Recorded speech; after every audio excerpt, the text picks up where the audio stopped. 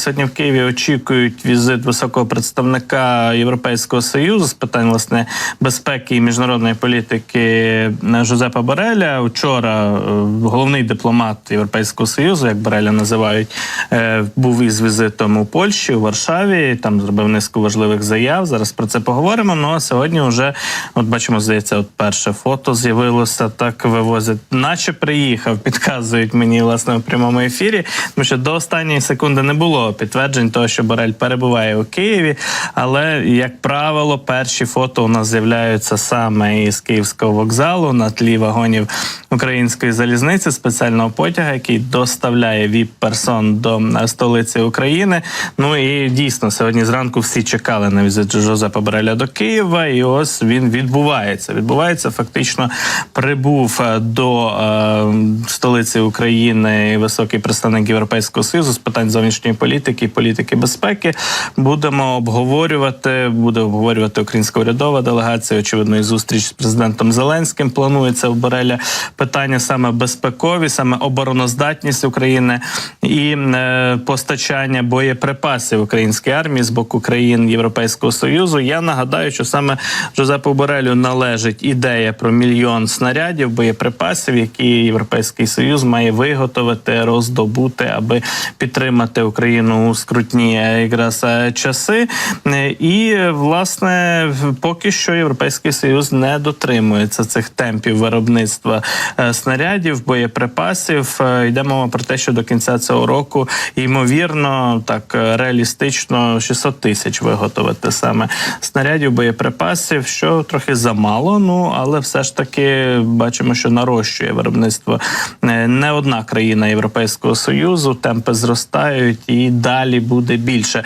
Зрештою, вчора пролунали з боку якраз високого представника ЄС низка заяв стосовно України у Варшаві. Там була спільна зустріч у Борреля із міністром закордонних справ Польщі Радославом Сікорським, де заявив Жозеп Боррель, що під час цих перемовин обговорювали всі форми підтримки України. Зокрема, йдеться про військову, фінансову, відновлювальну, а також інші заходи, аби стримати Росію і використати на користь України заморожені активи росіян. Думаю, що ми можемо сказати, що ми домовилися про спільну підтримку України стільки, скільки буде потрібно до перемоги, і чого б це не коштувало. Це не просто питання часу, питання кількості і якості наших поставок, заявив Жозеп Боррель, ще перебуваючи у Польщі.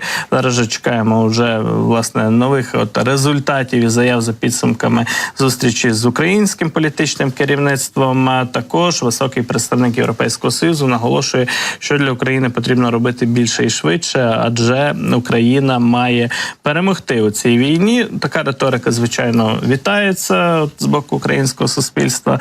Я впевнений, що так, але важливо, аби за словами йшли дії і боєприпасів, оборонної допомоги, амуніції, іншого обладнання було якнайбільше. Ну і також Жозеп Боррель акцентував на тому, що потрібно думати про довготермінову перспективу підтримки нашої держави, тобто планувати на роки вперед, а не до наступної осені, нового року, а там побачимо. Ну і, власне, така от системна довготривала підтримка буде підмуром, таким фундаментом для того, аби Україна таки дійсно перемогла і витримала цей тиск із боку агресора. Коментував також Жозеп Боррель питання постачання боєприпасів для української армії і якраз акцентував на тому, що, на його думку, за підтримки Польщі можна буде досягнути остаточної угоди до початку березня щодо пропонованого фондом допомоги України в рамках Європейського фонду миру, якраз обсягів підтримки, сильної, потужної підтримки